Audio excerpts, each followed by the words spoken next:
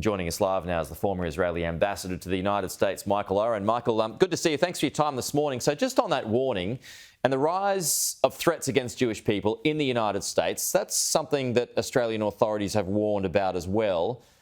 The US even warning, though, there could be an attack, an eventual attack on the homeland because of the war on the US homeland. So how alarming and real is that threat with your experience? First of all, good to be with you. Greetings from South Tel Aviv. Just had a big rocket attack outside the window here. We're in an area that's very much targeted by Hamas, so we may get interrupted. So hold your horses here. It's very real. The threat is very real. Anti-Semitic incidents are literally off the chart. The increases are in the hundreds of percentiles. In Europe, some places, in Germany, in England, they're even higher than they are in the United States.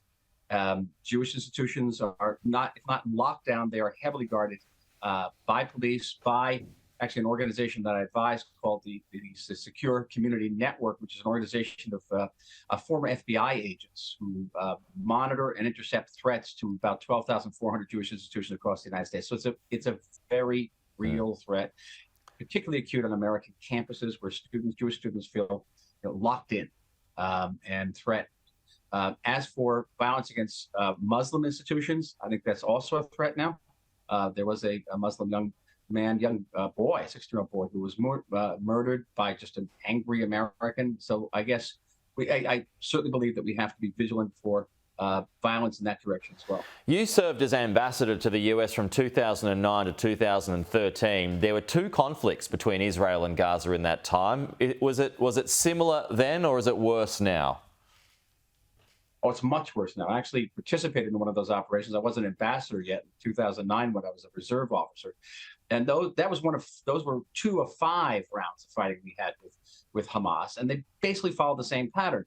Hamas, for whatever internal political reasons, felt it necessary to shoot rockets at us. They fired several thousand rockets at us. We responded, for the most part, from the air. Only in 2014 there was a brief and not very deeply penetrated ground operation. And then there was mediation by Egypt and other third parties, and we reached an agreement, and it went back to normal. Israel proceeded under a false premise. I stress this. I'm not a representative of the government, so I can tell you this, that we could incentivize Hamas through Qatari cash, a lot of cash, letting 20,000 Gaza workers into Israel. We were wrong. Hamas doesn't care about the cash, doesn't care about the workers, doesn't care about the people of Gaza. It cares about one thing, and that's killing us. Right. Michael, there was a bombing today at a refugee camp in northern Gaza. A Hamas commander was taken out, but dozens of civilians were also reportedly killed in that strike. Is this consistent with international law on protecting civilians? It is, because we've asked those civilians, we've urged them to move out of that area.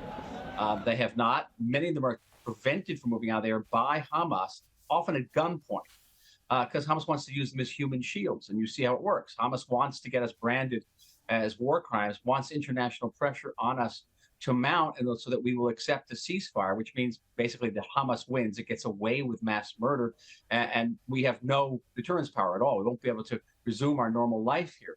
So that's what Hamas wants. We can't let them have that. Now, we don't know all the details about this bombing. We know from what happened with that hospital several weeks ago. We got to be very careful with the sources. We don't know there was an entire Hamas headquarters under that building. We'll find out. Having said that, we're always sorry to see civilians hurt. It's not the goal here. The goal is to get at Hamas.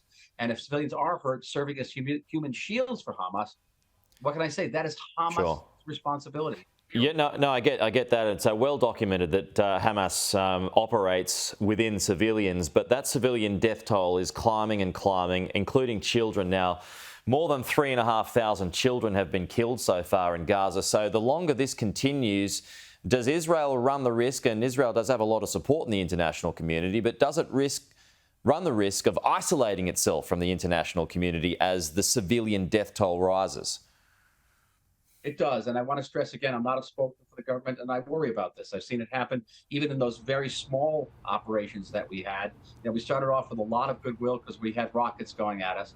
And then we lost it as we continued to bomb Hamas. Hamas is not above ground. We have to stress it's located in hundreds of miles of tunnels and bunkers, as much as 300 feet under Gaza. So you have to get to the Hamas while they shoot the rockets. The rockets are come out of the ground. You can see them coming down. So it's very, very difficult. I'm aware of this factor. At the end of the day, we have no choice. We have to destroy Hamas, or we will not. This country simply won't be inhabitable. Okay, Michael, we're out of time, but thank you for your time. We'll talk to you soon.